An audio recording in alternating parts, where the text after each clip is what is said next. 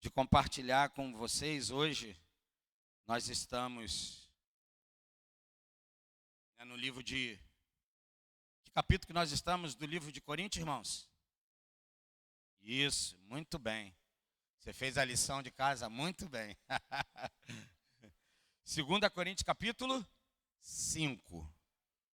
Hoje nós estamos entrando no capítulo de 2 Coríntios capítulo 5. E algumas semanas atrás, nós compartilhávamos sobre a luz da nova identidade de Cristo no mês de novembro. Nós entramos no mês de dezembro falando sobre o padrão de Deus. Nós estamos esse mês todo falando sobre o padrão de Deus. E algumas semanas atrás, porque nós tivemos aí a nossa cantata de final de ano, que foi semana passada, tivemos a festa das crianças da Seara, dos Anjos, aqui, porque eles fazem festa toda hora. O povo que gosta de festa, crente assim, crente gosta de festa. E eles tiveram também ontem, Fátima, lá um evento também, no Seara dos Anjos, lá no Centro Social, e eles estiveram conosco aqui sábado passado, e domingo nós tivemos a nossa cantata aqui na igreja. Então, eu não continuei o que eu comecei a compartilhar no domingo anterior, a semana passada. E eu gostaria de dar continuidade hoje, falando, porque no dia de ontem, nós lemos, ou passamos, por 2 Coríntios capítulo 4. E 2 Coríntios capítulo 4 é um texto, entre tantos outros, de tanto impacto para a nossa vida como pessoa, como igreja, como entendimento da revelação daquilo que Cristo é. Então eu gostaria de continuar. Talvez, se você vai me perguntar qual é o título, é O Padrão de Cristo, parte 2. Porque eu comecei falando do padrão de Cristo, e hoje eu vou falar sobre o padrão de Cristo, parte 2. Desculpa, o padrão é Cristo, parte 2. E nós começamos no texto de 2 Coríntios capítulo 4, no verso 1, falando sobre o dualismo, As coisas que caminham paralelamente, como duas coisas que estão sempre, se relacionando conosco dentro da nossa atmosfera, por onde a gente vive, por onde a gente passa. E no verso de 1 a 13, nós falamos sobre o escondido e o revelado. Esse texto vai falar o tempo todo desse dualismo, sobre aquilo que estava escondido e aquilo que foi revelado. No verso de 3 a 6, nós falamos sobre o Deus dessa era e a luz do Evangelho. Nós falamos também sobre o tesouro e os vasos de barro, no verso 7. Do 8 a 12, nós falamos sobre atribulados, mas não, o quê? Angustiados. Falamos também do verso 12, sobre morte em nós, vida em vocês. É o que o Paulo estava falando. E eu gostaria de falar hoje aqui do 6º ponto, desse entendimento, dessa dualidade dentro da vida, que a gente tem, da vida cristã. Eu queria pegar aqui o ponto 6, falando sobre o dualismo do escrito e do falado, ou versos falados. Diga comigo, escrito e falado. Está no verso 13, diz assim: assim está escrito, criei, por isso declarei. Diga comigo, assim está escrito, criei, por isso declarei. Por esse mesmo espírito de fé, nós igualmente cremos e por esse motivo falamos. O que o apóstolo Paulo, aqui instruído pela ação do Espírito Santo, quer nos mostrar? Nós já temos compartilhado, falado isso com os irmãos. Existe uma diferença enorme entre você concordar com a palavra e você declarar a palavra. Porque não é uma atitude passiva, mas é uma atitude ativa. Olha aqui, não é só sobre concordar com a palavra, mas falar, diga declarar a palavra. Diga comigo, logo, crer é declarar. Diga logo, crer é declarar. Se apossar da mesma, significa gestar, significa gerar. Quando você está declarando, você está gestando, você está declarando. Isso é uma invenção do Sérgio, isso é uma invenção, sabe, como é que chama mesmo? Quando a gente utiliza a palavra, não é só no positivismo, eu estou falando da ciência, de você aprender a neurociência ou a neurolinguística. Não é só sobre neurolinguística. A neurolinguística faz parte de um entendimento espiritual. Não é a neurolinguística que nos governa. Quem nos governa é o Deus que criou e pensou de como que as coisas devem e vão funcionar. Eu vou mostrar para você, no sentido de quê? De revelar aquilo que já é claro, ou pelo menos que deveria ser claro para nós. Então, logo crer, declarar, se apossar disso, de se apossar da palavra, é gestar, é gerar, é profetizar até o seu nascimento. Diga até o seu nascimento. Você sabe quando alguém está gestando, existe a possibilidade de você perder, sim ou não? Mas o caminho normal é que depois que você gesta, é que o quê? Nasça. Então, se você está dentro de um útero espiritual gestando, isso significa que vai nascer. Amém? Foi isso que Deus pensou quando olhou para Abraão, aquele homem que estava amortecido, já da sua capacidade, sabe? Ali, tanto que Sara também, Jesus, amado, entrou na operação, e assim, a manifestação do verbo, ela foi agir na vida de Abraão, e foi Deus que pensou. A palavra diz lá no livro de Romanos, Deus chama as coisas que não existem, como se já... Como que pode isso, irmão? Ou como se já fossem? Como pode isso? Porque para Deus, lembra, a gente tem falado, irmãos, não pensa numa lógica meramente humana. Deus não está numa situação presente, passado e futuro. Ele está em todas elas ao mesmo tempo. Ele está na eternidade, diga eternidade. Então, alguém que está na eternidade não tem dificuldade com dia, meses, anos. Amém? Não faz o mínimo de diferença. Agora, quando eu e você, que somos ligados a esse plano terreno, pensamos que a palavra, quando ela vem a nós, ela entra em nós e ela começa a gerar, gestar em nós algo que Deus quer realizar. Algo que Deus quer manifestar. E a partir desse momento, que aquilo que nós estamos gestando, nós precisamos declarar, nós precisamos profetizar até a realização, até o seu cumprimento. As duas dispensações, elas estão ligadas à fé. Quais, Sérgio? Crer e falar. Ambas estão ligadas à fé. Tem gente que diz assim, se Deus quiser, Deus faz. É óbvio que tudo está no governo dele, amém, irmãos? Mas existe uma diferença enorme. Quando você crer, o que é crer, segundo Hebreus capítulo 11, verso 1?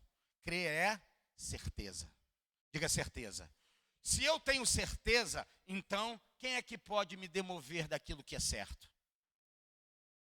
Nem meus olhos, nem as circunstâncias, eu estou certo, eu estou convencido, como o apóstolo Paulo usa algumas expressões. Então, se eu estou certo, se isso é uma realidade, o que eu faço? Eu declaro. Então, crer e declarar, elas têm essa associação, elas estão ligadas à fé. Se eu digo que tenho fé, então eu creio. E porque creio, eu faço o quê? Eu declaro. Posso ouvir um amém? Olha de texto de João capítulo 1, o Evangelho de João capítulo 1, verso 1. No princípio era a palavra, ou o verbo, como algumas versões dizem. E a palavra estava com... E a palavra era... Você está vendo que ele está em todo o tempo da estação? Ele está antes, ele está durante, ele está depois. No princípio era a palavra estava com Deus e a palavra era Deus. A palavra estava no princípio com Deus. Todas as coisas foram feitas através dele e sem ele nada do que existe teria sido feito. Lembra no início? Gênesis capítulo 1. Haja luz. E o quê? Não é isso que a Bíblia diz? E disse Deus. Todas as coisas foram feitas por meio dele, sem ele nada do que existe teria sido feito. Significa que Deus diz e logo existe uma liberação. Eu não sei se você sabe disso, provavelmente você sabe. Quando Deus disse, haja luz, o verbo foi solto. E o segundo ato que acontece juntamente é que o Espírito de Deus, a Bíblia diz o quê? Pairava sobre a face das águas. Esse pairar aqui, no original, você vai ver que é chocava, gestava. Então, tudo que a palavra de Deus sai, ela está gestando para um nascimento. Você pode crer quando você está profetizando sobre a sua casa, sobre o seu filho, sobre a tua caminhada, sobre os teus negócios, sabe, sobre o teu trabalho. Quando você está declarando, Deus está cobrindo aquela palavra que você está declarando, daquilo que você está profetizando. E Deus está fazendo com que aquilo tenha um tempo, diga um tempo. Aí sim, quando Deus disse para Sara, o anjo apareceu, era a figura de Deus. Deus aparece para Sara, para Abraão, e diz, daqui a 1 ano eu volto. E Sara conceberá um filho. Porque tudo que a palavra de Deus é liberada, ela é condicionada a uma estação de propósito. Diga uma estação de propósito. Não uma estação de tempo. O tempo não define quem Deus é. Deus é que define o tempo do propósito. E nós somos o tempo todo combatidos por essa realidade, esse dualismo. Nós conversamos aqui no dia de oração aqui. Existe uma coisa que é diferente. Diga expectativa, diga comigo, expectativa é diferente de fé. Nós temos uma expectativa do futuro, sim. Só que você não tem que ter apenas expectativa do futuro. Você tem que ter uma certeza do futuro. Porque a expectativa, ela gera para você um caminho que pode te frustrar. Mas a certeza nunca vai te frustrar. Demora o tempo que for. Se você está certo, se você está convicto, isso não vai te roubar. Abraão recebeu a promessa que teria um filho com quantos anos? 75. Com quantos anos se cumpre? 99. Quantos anos se passaram? 25 anos. Roubou a certeza dele? Ele estava meio bagunçado no início, estava aprendendo, sabe, se relacionar com Deus, na intimidade com Deus, você sabe disso? Pois bem, olha o que diz Hebreus capítulo 1, verso de 1 a 3. Hebreus 1, de 1 a 3. Havendo Deus, desde a antiguidade, falado, em várias ocasiões e de muitas formas, aos nossos pais, por intermédio dos profetas, nesses últimos tempos, nos falou mediante quem? Seu Filho. Se Deus usou muitas formas, muitas maneiras, Deus usou pessoas, circunstâncias, Deus usou profetas. Nos últimos tempos, a palavra de Deus diz que Ele manifestou como? Mediante o quem? Seu Filho. A quem constituiu herdeiro de tudo o que existe e por meio de quem criou o universo. Aí era o verbo lá criando o universo. Ele, verso 3, ele que é o resplendor da glória e a expressão exata do seu ser. Você quer saber quem é Deus? Conheça quem é Jesus, porque Jesus é a expressão exata de quem Ele é. Sustentando tudo que há pela palavra do seu poder. O salmista no Salmo 119, ele vai dizer assim, a tua palavra está no céu. Que céu? A gente já imagina o céu olhando, né? Ali onde estão as nuvens. Não, irmão, ela está liberada na eternidade. É ela que sustenta todas as coisas. Diga, eu preciso liberar a palavra, para que a palavra, na ação da fé, sustente todas as coisas. Deixa eu te falar uma coisa. Você sabe disso. Nós no outro dia nos compartilhávamos e diziam, quando uma aeronave sobe, você sabe que são algumas, eu não sei muito bem, talvez o Bruno saiba, vai depender do tamanho da aeronave, mas são algumas toneladas. Para que faça com que essa nave decole, existem motores, provavelmente, eu não sei se 2 normalmente, não é isso, Bruno? Normalmente 2, é lógico que tem naves que tem um motor só, não sei se tem mais, que tem mais de 2 motores, tem 4 motores. Né? Vai depender do tamanho da aeronave, tudo que ela vai ter que carregar, né? Então você imagina, além de toda a estrutura dessa nave, que é extremamente pesada, ela ainda leva muitas vezes uma quantidade enorme de gente. Tem aeronaves que levam 500 e poucas pessoas. Pergunto eu para você, o que faz essa nave decolar? O motor, perfeito? Agora, o que faz essa nave ficar sustentada nas alturas? Além do motor que faz essa propulsão, né? Faz ela avançar, decolar. O que faz ela sustentar lá em cima? Diga asas. Diga asas. Você sabe, não precisa ser muito conhecedor, se der problema numa daquelas asas, o que acontece? A aeronave provavelmente vai cair. Ela vai ter que arranjar um pouso para decolar, para pousar, melhor dizendo. O que sustenta essa nave lá em cima? As asas. Escute o que eu vou falar para você. O que sustenta a sua vida na caminhada cristã é a fé. A fé é como as asas que te sustentam nas alturas e elas te dão sustentação. Elas te fazem continuar no alto e assim recebendo, mesmo diante de tantas intempéries que existem, sabe, na atmosfera, ventos, forças, frio danado, o que te faz sustentar lá? A asa. Pense assim, eu tenho uma asa da fé. E eu subo, a palavra me faz decolar e a fé me sustenta nas alturas. Por isso que a Bíblia diz que nas minhas asas, não é isso que a palavra de Deus diz? Que asa?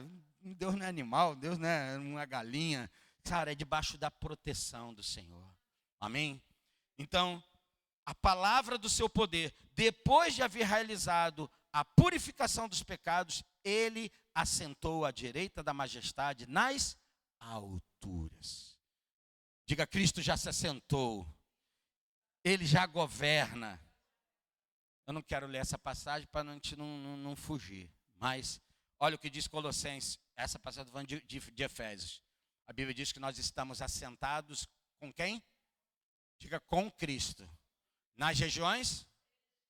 Então, por que você quer comandar as coisas da terra? Se Deus te chamou para comandar as coisas do alto.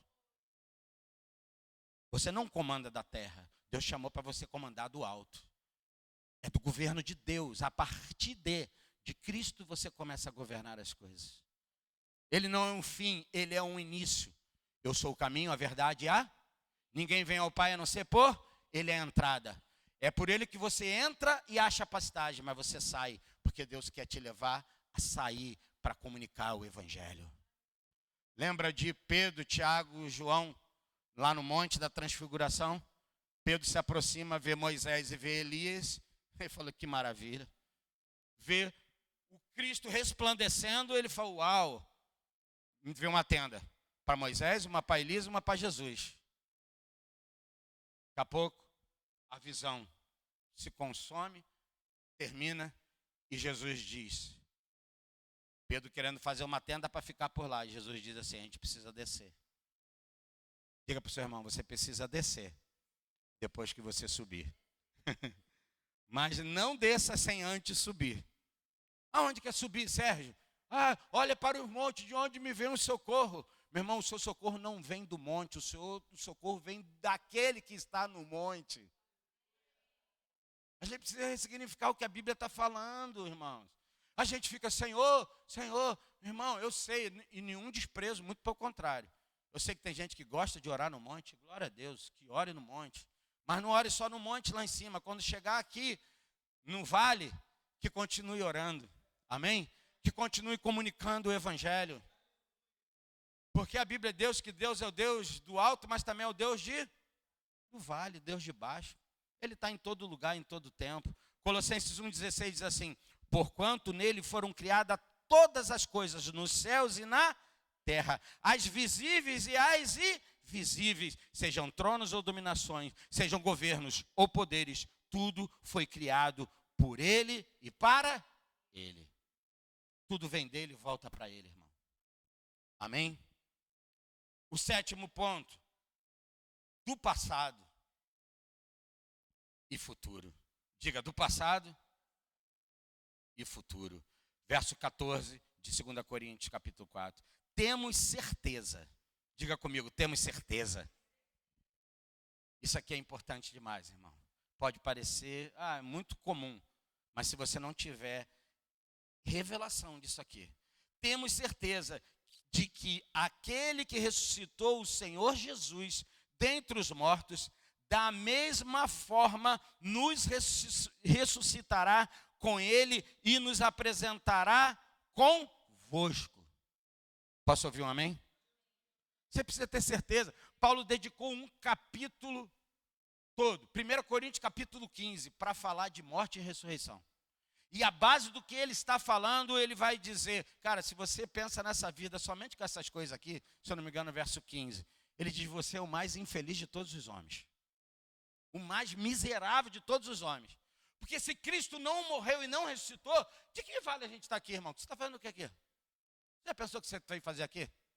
Não, eu vim fazer o meu compromisso. Qual? Com a igreja? Com a denominação? Você veio fazer compromisso meramente, sabe, com os líderes? Não, irmão. Você veio aqui para a reunião dos filhos. Aqui é uma reunião dos filhos com o pai. Amém?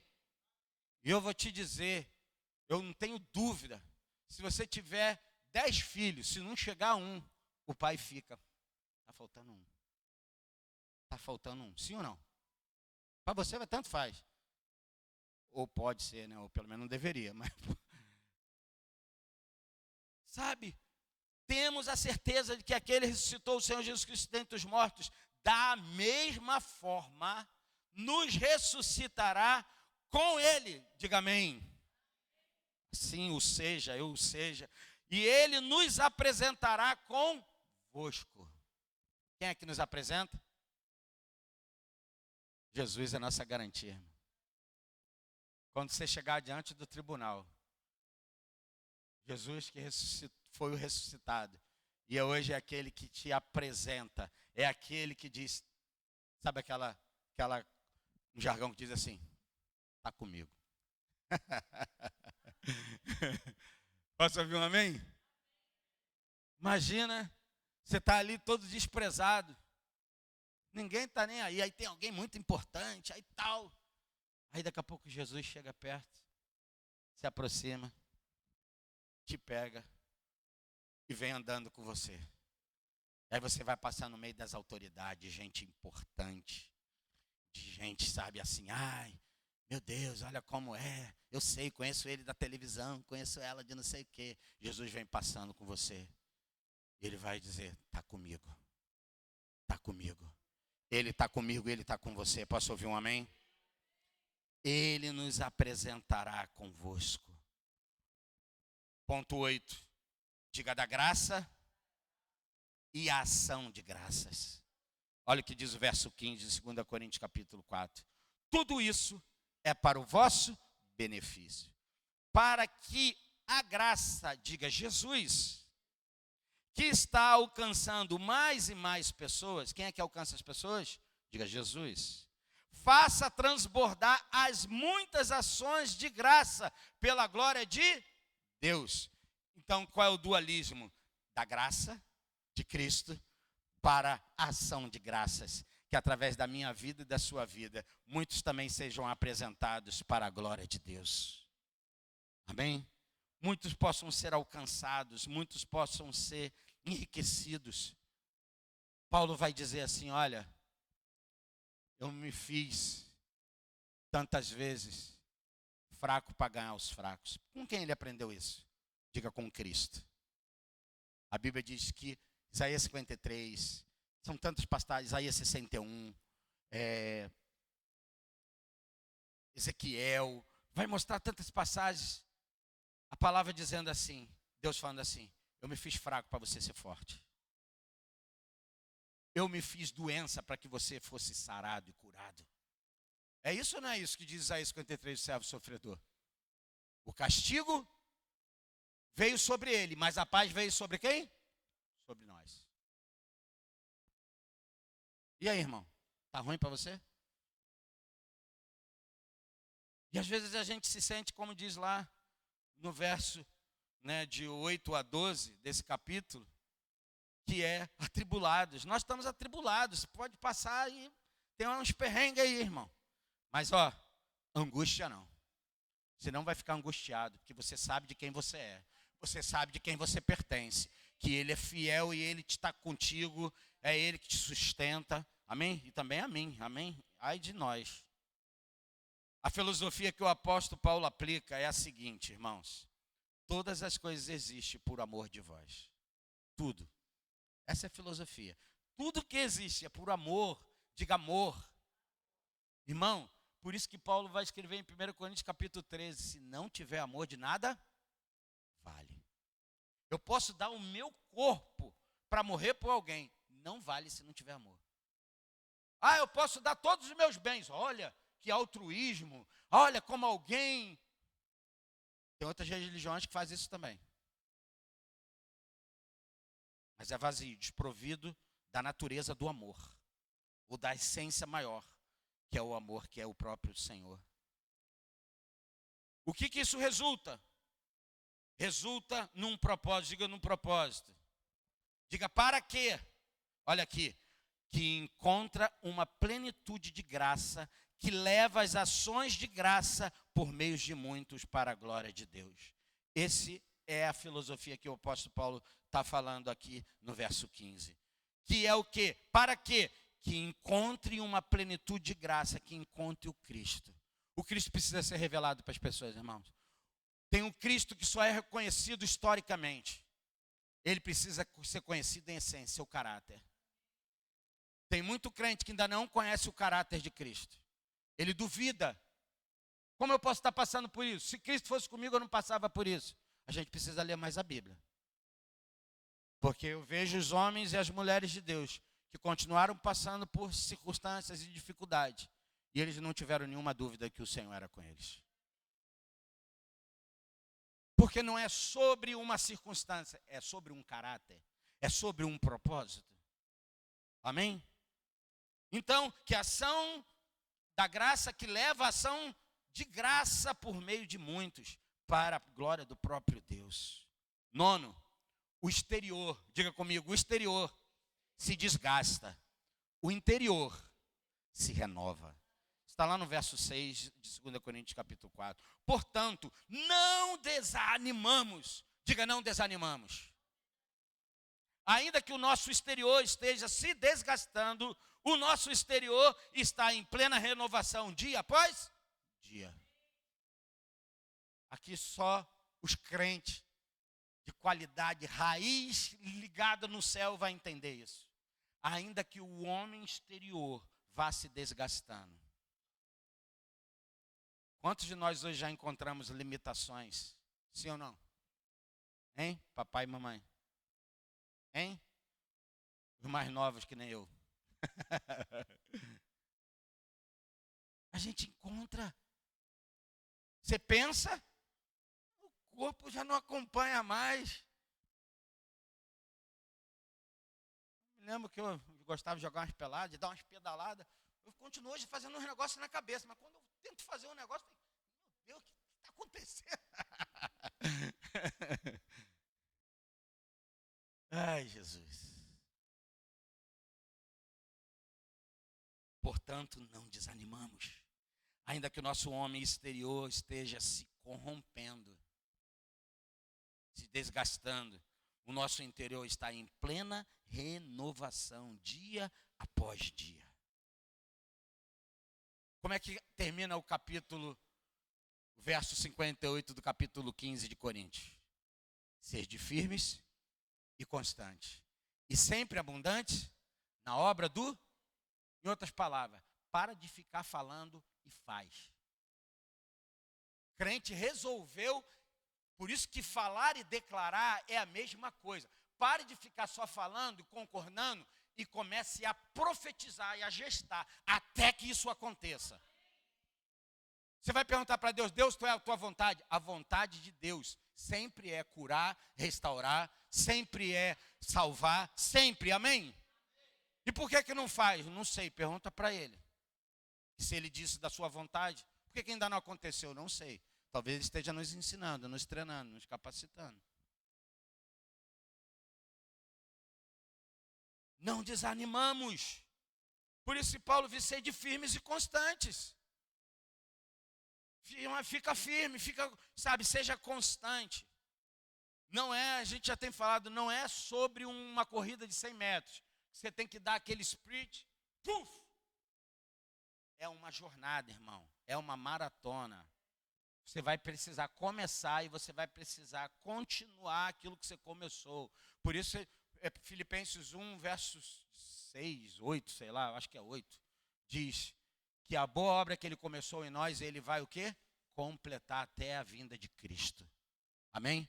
Diga, Deus está completando uma medida. Qual? Pergunto eu para você. Qual? Diga, do varão perfeito. Quem é o varão perfeito? Diga, Cristo. Essa é a medida que Deus quer que nós cheguemos. A medida de quem? De Cristo. Meu irmão, se é Ele que falou, se é Ele que declarou, eu vou duvidar? Eu vou dizer, Senhor, não sei como é que resolve isso não, mas agora é a tua conta. Me ensina, me revela a ser como Cristo é. Me revela a fazer o que Cristo começou a fazer. E Ele mesmo disse, eu vou morrer. E os discípulos desesperaram, dizem, não vai não. Pedro diz, não vai nada. E ele falou, vou sim. É necessário que eu morra e ressuscite, que eu volte para os céus. Porque se eu não for, o Espírito não pode ser enviado, derramado. Mas eu vou, mas não vos deixarei órfãos. Digo, o Espírito está comigo. Ele vive em mim. Ele não está só no meio de nós, ele está em meio a nós. Não é só esse ambiente que define, é o ambiente interior. Pode ser que alguém ou alguma coisa aconteça nesse lugar e a gente diz que culto ruim. O culto só é ruim quando a gente não tem o que oferecer para o Senhor. Porque o culto aqui não é para nenhum de nós, é sempre para Ele. Se você está achando que está ruim, é porque você não tem uma medida para ser satisfeito nele. É Ele que satisfaz, nada aqui vai te satisfazer. Ah, mas Sérgio, você está falando da palavra do Senhor. Você pode reter o que é bom, o que não é bom, você deixa embora.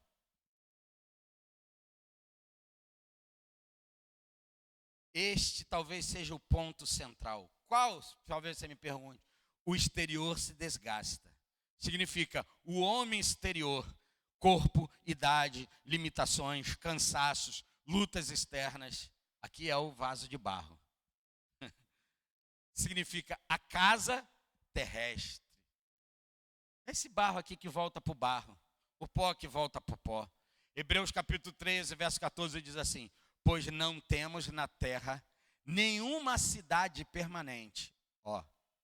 Fica ligado aí, hein? Vocês, eu não tenho uma casa, eu não tenho um lar.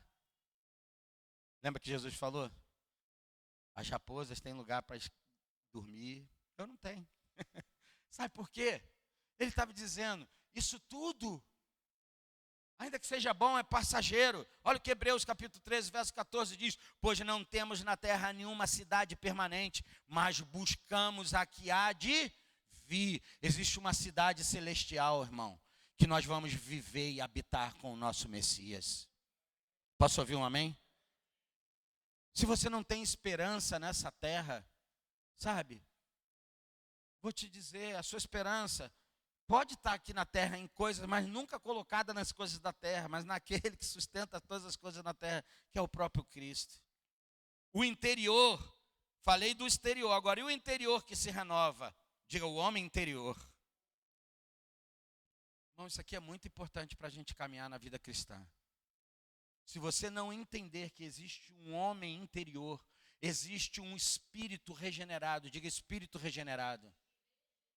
Nós falávamos aqui na quarta-feira, na reunião de oração. Os nossos primeiros pais, diga Adão e Eva, eles nasceram de homem e de mulher? Nasceu ou não? Tem gente que pergunta, Adão tinha umbigo? Não sei lá, irmão. Porque você sabe que o umbigo está ligado ao quê? Aquilo que foi ligado ao cordão umbilical, ok?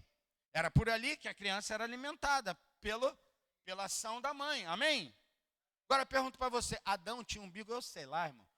Eu estou pouco me importando se ele tinha umbigo, eu só sei de uma coisa, isso eu sei, ainda que possa ser muito esquisito. Tem gente que prefere acreditar em fantasma, eu prefiro acreditar no que a palavra de Deus diz. A Bíblia diz que Deus formou o homem do pó da terra e soprou nas suas narinas o fôlego de vida. Ruá. A vida de Deus passou para dentro do homem, sim ou não? Agora, quando o homem errou o propósito, digo o propósito, o pecado, comeu do que Deus disse para ele não comer, o que acontece? Ele desmonta de um código espiritual e ele começa a entrar nessa humanidade que nós temos. Ele começou a perceber, uau, o que aconteceu? E ele vai, primeiro ato que ele vai fazer o quê? Se cobrir com vestes de quê? De figueira. Depois Deus faz o quê? E o cobre com vestes de pele de animal. Por que eu estou dizendo isso? Adão e Eva, eles foram gerados por um pai espiritual. Amém? Deixa eu te falar uma coisa. Jesus foi gerado de um homem e uma mulher. De um homem e uma mulher. Então, os dois. Por isso que Paulo vai dizer o primeiro Adão e o último Adão. Ele não diz que tem terceiro. É primeiro e último. Os dois, eles vêm de uma origem de Deus. O primeiro fracassou e a Bíblia diz, o primeiro é da terra, mas o segundo é do céu. O primeiro se tornou uma alma vivente. O segundo se tornou o quê? Um espírito vivificante. Por isso que quando você nasce em Cristo Jesus, você recebe um novo espírito. Um espírito regenerado por quem? Por Cristo. Isso vai fazer toda a diferença, porque quando nós formos apresentados no tribunal de Deus, nós não temos o que temer. Tem um monte de gente ensinando para crente ficar amedrontado, cheio de medo e pavor. Pavor de quê? Se você for um crente que tem pavor, você não é aperfeiçoado em amor.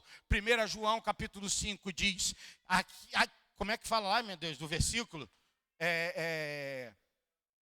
O verdadeiro amor lança fora todo medo. Por quê? O medo pressupõe castigo. E quem pensa em ser castigado, ele nunca é aperfeiçoado, amadurece no amor. Mas o amor, ele é altruísta. Ele não é só para você. Você quer compartilhar com todas as pessoas que você passa. Sim ou não?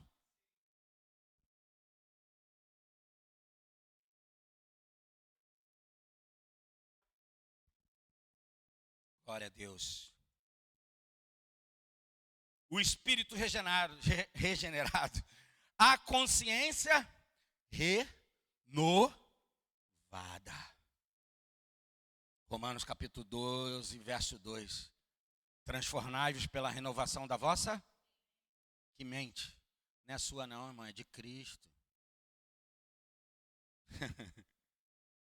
É a mente de Cristo, é a mente da regeneração. Eu já tenho falado, nós temos duas mentes, uma caída e uma revelada.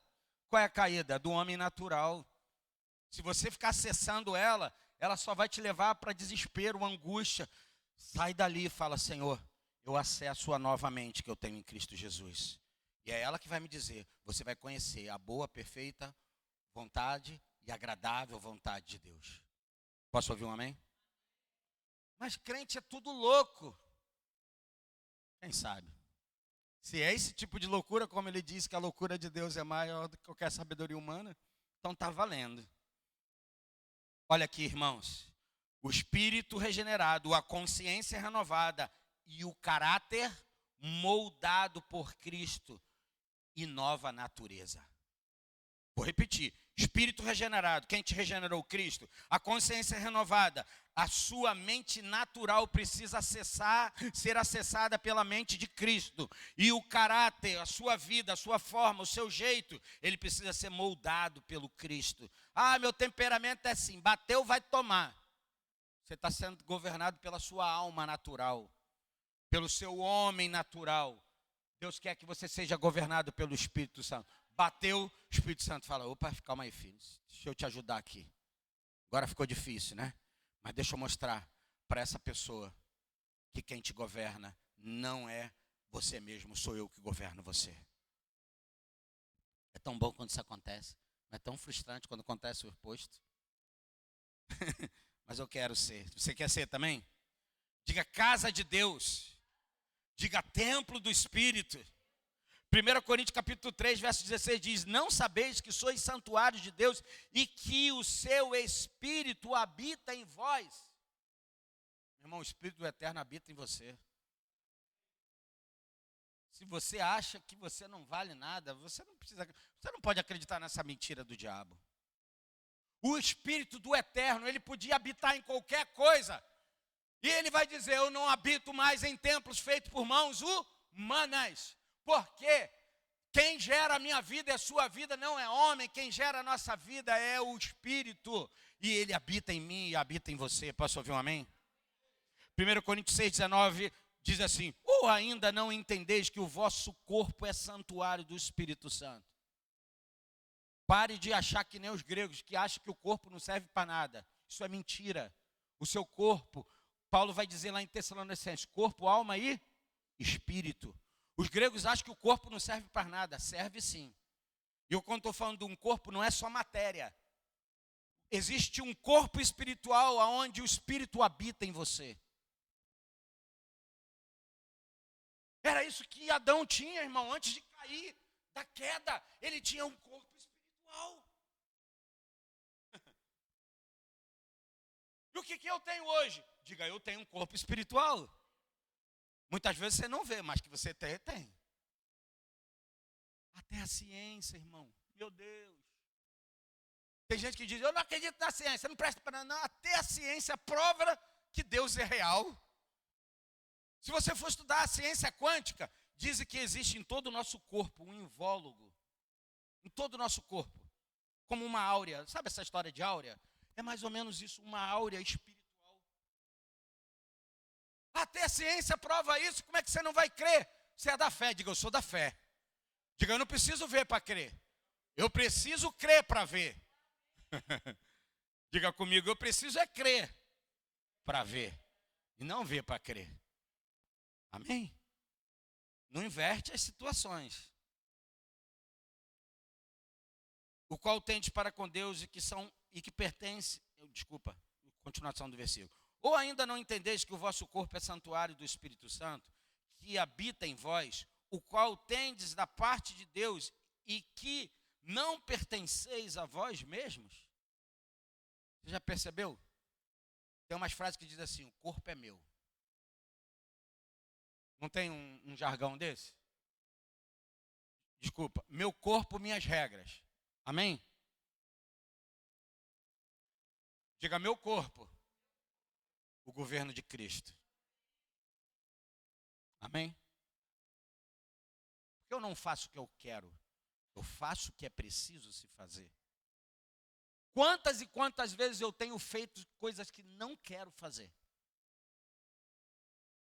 Mas eu faço, porque eu preciso, num sentido pleno de entendimento de revelação, eu preciso fazer, porque eu preciso obedecer.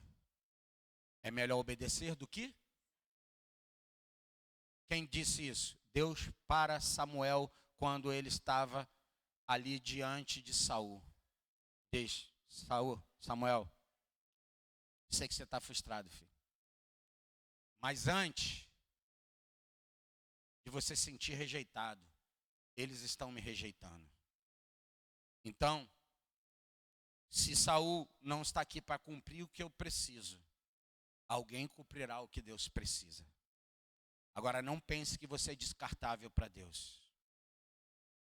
Deus continua te amando, Deus continua te desejando.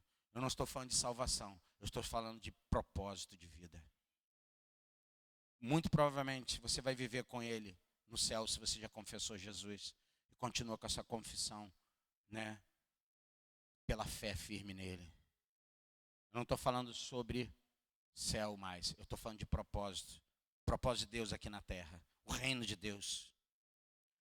Diga, nova identidade não é medida pelo que acontece fora, mas pelo que Deus faz dentro. Nós aprendemos a ser um povo que sabemos comportamentalmente ser muito direitinho. Estamos cantando, aleluia. A gente levanta a mão e fala, oh, como é crente. Oh, como é que louva. Oh, como é que adora. Oh, ih. Aquele irmão ali, não sei não, hein. Está sentado. A gente começa a fazer os nossos julgamentos, sim ou não? Verdade ou não?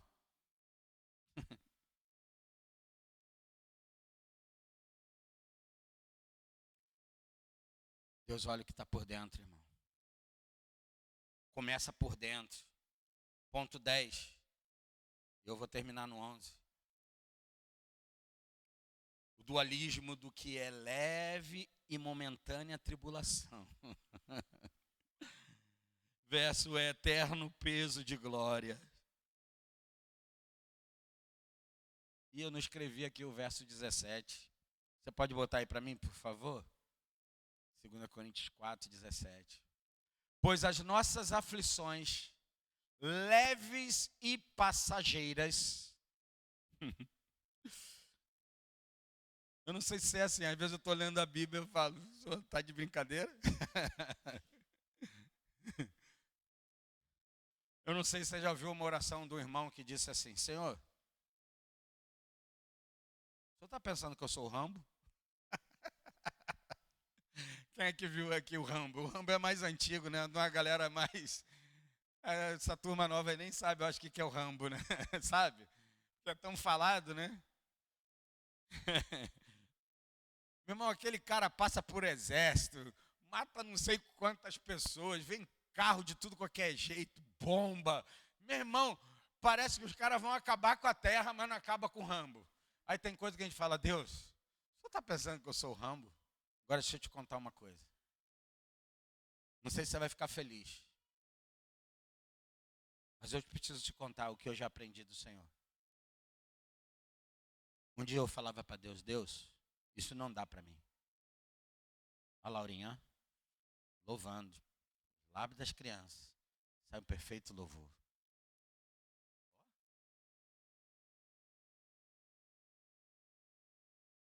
1 Coríntios capítulo 10, verso 13. Nenhuma tentação que nos vem é sobre-humana. E fiel é Deus que não permitirá que sejamos tentados acima do que podemos suportar. Quando Deus abriu esse versículo para mim, pela revelação do Espírito, eu falei, Senhor, a partir de hoje eu nunca mais vou me comportar como alguém que não pode. Se o Senhor está permitindo, se chegou a mim, o Senhor está me treinando. Eu só preciso aprender de como o Senhor vai me ajudar a passar por esse lugar. Isso faz diferença? Toda a diferença. Porque agora você não é uma vítima. Você é alguém que sabe que Deus, que é bom, diga Deus que é bom, não vai permitir que você passe por algo que você não pode suportar. Se você está passando, Deus acredita que você pode. Você vai precisar ter um entendimento, a sua revelação, para dizer, Deus, para que propósito vai servir isso? Porque nunca, às vezes, para em nós. É também a partir daquilo que Deus quer fazer em nós, como Ele começou a fazer em Cristo. E se nós estamos nele, faz todo sentido, ou não? Então, meu irmão, essa leve, momentânea tribulação Quando eu leio, eu falo, Senhor, não está leve e não está momentânea. Agora, se você não tiver um entendimento, esse cara aqui, irmãos, ele teve algumas revelações, ele é só o Paulo, que nem eu e você, amém? Tem coisas que eu acho que Deus até, não sei se eu vou falar uma heresia aqui, mas só você vai me compreender. Tem coisas que eu acho que Deus até, sabe, tipo assim, Paulo, eu vou te iluminar pelo Espírito, mas escreve isso, foi até aí que você conseguiu. E olha que a Bíblia diz que ele foi até o terceiro céu, viu coisas o quê? Que são inefáveis, que não são para se explicar. Como é que eu explico alguma coisa que não se explica? Diz aí para mim. Você está entendendo como é que é complexo, irmão? Como é que você explica o que se não se explica? Aí você precisa ter só uma identificação. Esses dias eu conversava ali no atendimento, meu irmão, você sabe o que é ter saudade do céu? Quantos já foram para o céu aqui? Ninguém não? Crentes são vocês? Nenhum de nós foi para o céu ainda, irmão. Mas sabe o que é ter saudade do céu? É os céus de Deus. O nosso pai Adão, nosso primeiro pai. Amém? Nós fomos vendidos para o pecado. Significa, nós fomos dados. Uma herança entrou sobre nós. Até que, diga até que. Meu irmão, se você não entender isso, é melhor você passar para outra religião. É melhor você passar para outra religião. Até que Cristo viesse. Diga até que Cristo viesse. Cristo já veio. Ele é a religião, religar. Eles que nos liga de volta para o Pai. Deixa eu te dizer uma coisa. Pare de ficar olhando como se algo precisasse acontecer. Algo não precisa acontecer, algo já aconteceu e que está mudando a história de cerca de milhares e milhões de pessoas por toda a face da terra. Na minha vida e na sua vida. Isso significa o quê? Por que é leve e momentâneo? Porque quando eu estou na eternidade, meu irmão, dias, meses, horas e anos, não é nada. Não tem nenhum sentido se eu estou passando. É momentâneo. Por que momentâneo? Porque quando eu comparo o tempo que eu vou viver nessa terra, meu irmão, eu acho que se eu for muito, mas muito otimista, muito, assim, de boa, se eu chegar aos 100, eu vou estar muito otimista. Acho que a idade está chegando, eu estou achando que eu não vou chegar no 100 não. Mas eu também estou pouco me importando se eu vou chegar nos 100. Eu só quero chegar no propósito. Eu estou com 57. Se eu morrer com 58, não adianta me amarrar. Que eu amarro você também. Não adianta mandar eu virar a boca para cá, que eu viro para lá. Eu viro para cá, eu viro para todo lado. Se eu morrer aos 58, se eu cumprir o meu propósito, eu vou te dizer, irmão, eu vou estar feliz. Eu não é estar feliz. Estou felizão aí. Eu vou estar realizado, irmão. Tem coisas que eu ainda não me sinto realizado. Não é porque não aconteceu as coisas que eu estou querendo. É porque eu ainda não acessei o meu Cristo. De uma forma plena. Porque só Ele pode me dar plena felicidade. Só Ele pode me dar plena alegria. A igreja não pode, você não pode, meu pai e minha mãe não pode, minha esposa não pode, meus filhos não podem. Entende no sentido pleno, irmãos? Eu sei que eles são todos usados para isso. Mas, irmão, se ele não for a essência disso tudo, eu não quero chegar aos meus anos. Tem uma história que eu não gosto muito de ler na Bíblia. Tem umas coisas na Bíblia que eu não gosto de ler, não. Mas Deus gosta de escrever e eu tenho que entender. A Bíblia diz que Jacó chegou no fim da vida dele e diz: meus dias não foram bons.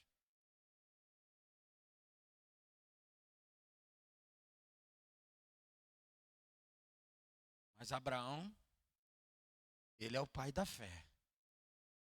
Ele vai ver toda a sua herança e ele vai liberar sobre cada filho as liberações proféticas. Deixa eu te dizer uma coisa para terminar. O leve e momentânea tribulação é temporal. Diga comigo, temporal. Isso tudo é uma aflição de glória. Ai, meu Deus do céu. Diga aflição de glória. O que é aflição de glória, Sérgio? É isso tudo. É o leve e momentânea tribulação versus o eterno peso de glória. Isso é aflição de glória. Diga temporal, diga sofrimentos, diga perdas, diga injustiças. Diga tudo isso passa.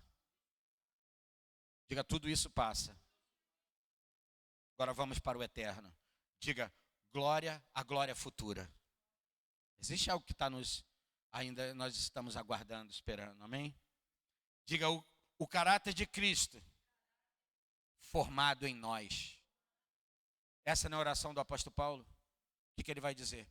Eu oro para que Cristo seja formado gestado. Que Cristo, ele geste dentro de você ele mesmo. Você reflita ele. Que você fale com ele, por ele. Que você opere com ele, revele por ele. Posso ouvir um amém? Diga a ressurreição do corpo. Isso vai acontecer, irmão. Você acha que o corpo não presta para nada? A Bíblia diz que o mar vai devolver os mortos. Os que estão enterrados vão ressuscitar primeiro. Se o corpo não tivesse sentido, não, a gente despreza o corpo. Não despreza não, irmão. Mas aquele que foi cremado, ferrou. Irmãos, isso é um ato espiritual. Tudo se decompõe, amém?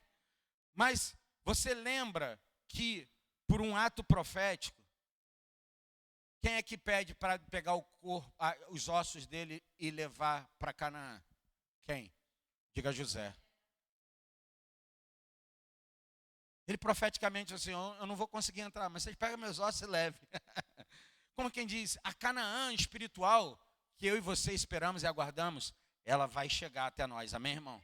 Que dia eu não sei, que hora eu não sei, você também não sabe. O cristão vive em 2 horizontes. Diga comigo, por favor, 2 horizontes. Se é horizonte, é aquilo que está à nossa frente, amém? Diga comigo, o agora frágil e o futuro glorioso. O agora é frágil, irmão. Tudo que você vê é frágil. Tudo que você vê passa. Não é isso que Jesus vai ensinar lá? A traça come, o ferrugem corrói. Não é isso? É frágil. O agora frágil e o futuro glorioso. Mas a gente está no agora. Diga, eu estou no agora. Todo mundo quer ver Deus, quer? Minha oração hoje, profeticamente, é para que você morra e suba. Quem quer? Faz um sinal aí. Quer morrer agora? Aquela irmã ali tá no poder. Se tiver de morrer, tem certeza? Vou dar um tempo para vocês pensarem. Tem certeza? Só levar meu filho junto, né? Se eu deixar um pouco mais para você pensar, você vai falar, meu pai, minha mãe. Sim ou não? Porque isso tem sentido para nós, irmãos. Mas quantos filhos estão se indo? Quantos pais estão se indo? Sim ou não? Quantas pessoas que exatamente nesse momento estão pranteando seus filhos de diversas formas? Diversas. Outras com dores absurdas. Eu não tenho dúvida sobre isso, porque isso é estatística. Tem alguém lá no IML reconhecendo um corpo agora, irmão. É difícil isso. Mas o que é mais difícil é saber que esse corpo, que é um corpo físico, ele vai ter um destino. E esse destino nós precisamos desesperar para dizer, Senhor, que não seja o lugar desprovido da Tua presença. Porque isso aqui é frágil, passa. Por isso eu tenho pensado, Senhor, não me ajuda a pregar o Evangelho, a não fazer com que as pessoas entendam que eu estou vendendo alguma coisa para elas. Se elas querem, elas dizem, não gostei não. Me faça pregar o Evangelho, que elas entendam que é uma decisão que elas precisam tomar. Uma decisão. Não é sobre quer ou não quer, é sobre vida e sobre morte. Agora que o Senhor nos dê habilidade para ensinar isso, amém, irmão? Que o Senhor nos dê pedagogia espiritual para mostrar isso. Não adianta dizer para as pessoas, você vai para o inferno. Meu irmão, você quer perder o coração da pessoa. Ela é morta, morto não sente, morto não entende. Você precisa abrir os olhos espirituais dela, pela revelação de Cristo. Posso ouvir um amém? Oh, meu Deus, e eu termino. O 11º, o dualismo do visível versus invisível. Olha o que diz aí o verso 18. Sendo assim, fixamos nossos olhos não naquilo que se pode enxergar ou ver, mas nos elementos que não são vistos. Como é que está aqui essa versão aqui? É a mesma, tá na mesma, obrigado. Então vou ler aqui que vai ficar melhor para mim. Os elementos que não são vistos, pois os visíveis são o quê? Tempo. Ao passo que não se vê são o quê? A pergunta é, você quer ficar com o que você vê ou o que você não vê que é eterno? Eu te aconselho que você fique com o que você não vê, mas que você sabe que é eterno.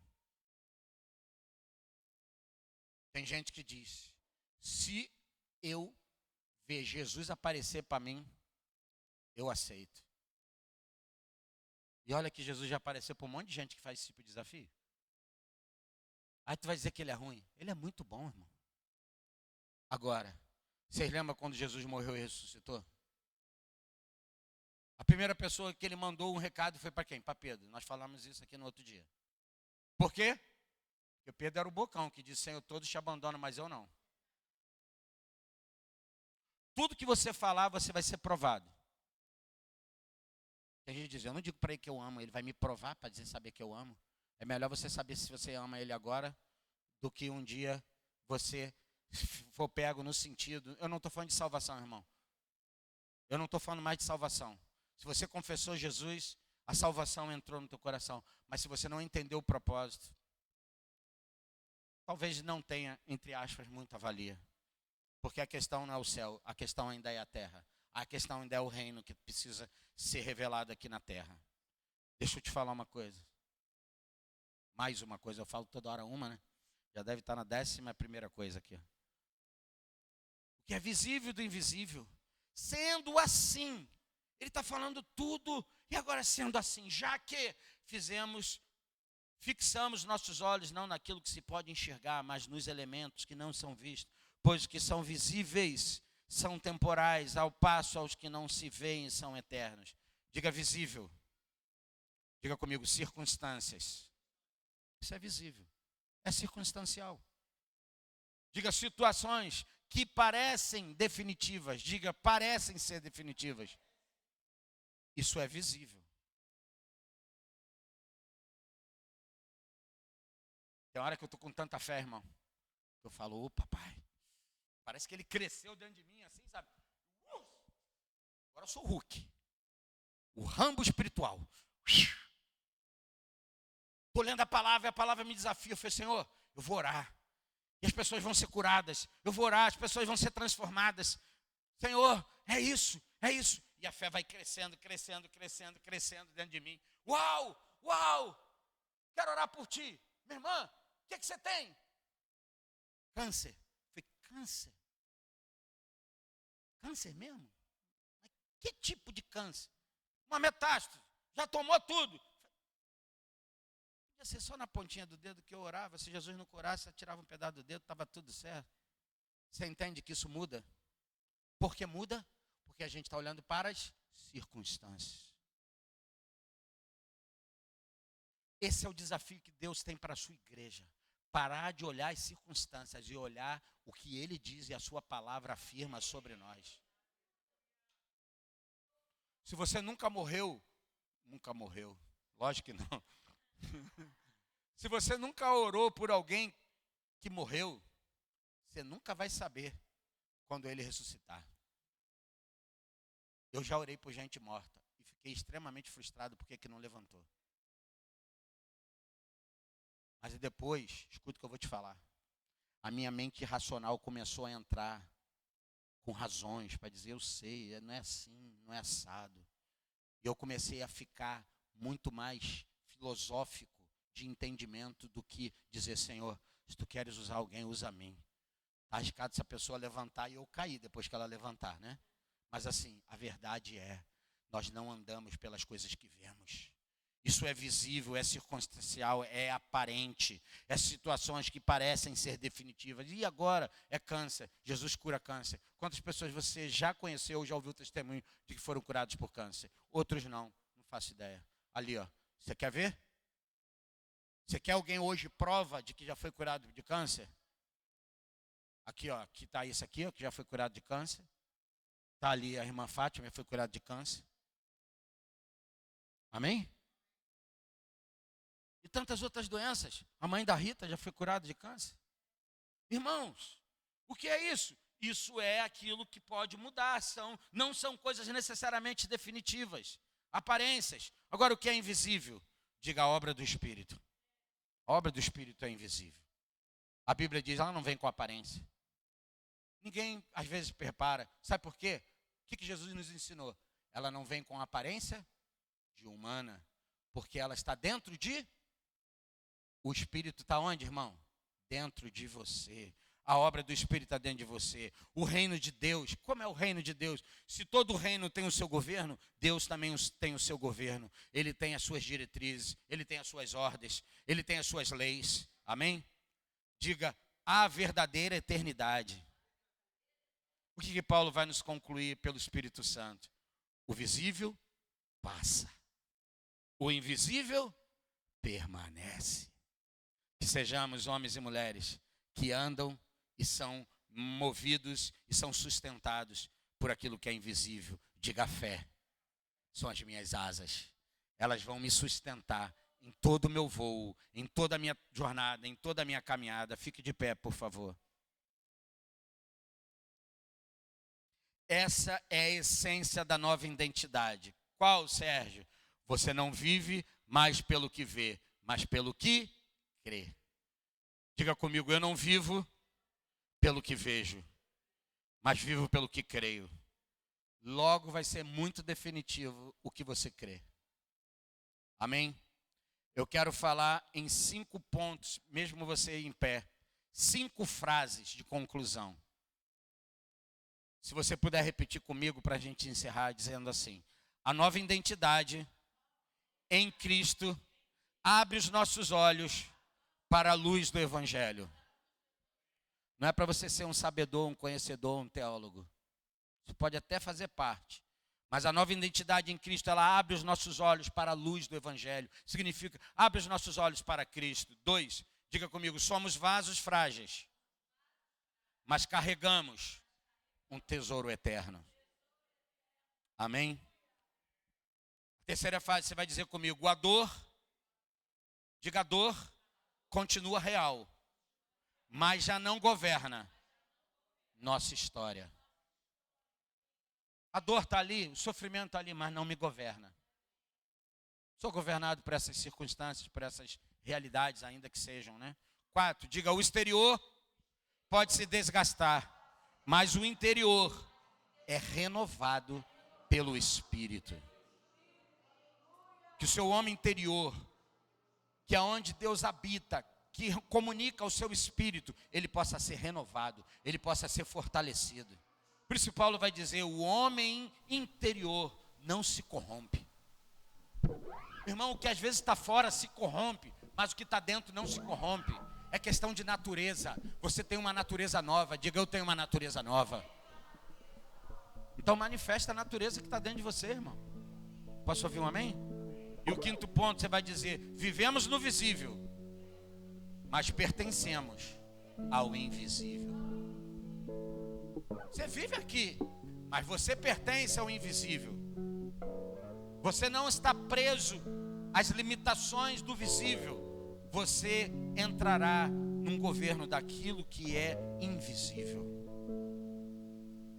Então a nossa missão, como filhos, na nova identidade, é revelar o seguinte. O que eu e você precisamos revelar? Diga assim, eu preciso revelar o amor do Pai, a graça do Filho e a comunhão do Espírito. Isso é desde o Gênesis. E disse Deus, haja luz. Quem é a luz? Jesus. E a Bíblia fala, e houve o quê? E pairava sobre a face do abismo, o quê? Gerando. Disse Deus, quem disse? Deus. Haja luz, quem é a luz? Diga Jesus. E o Espírito cobria Pai, Filho e Espírito Santo. Desde o início de tudo. O que eu e você precisamos fazer como família na fé? Revelar o amor de Deus. Diga revelar o amor de Deus.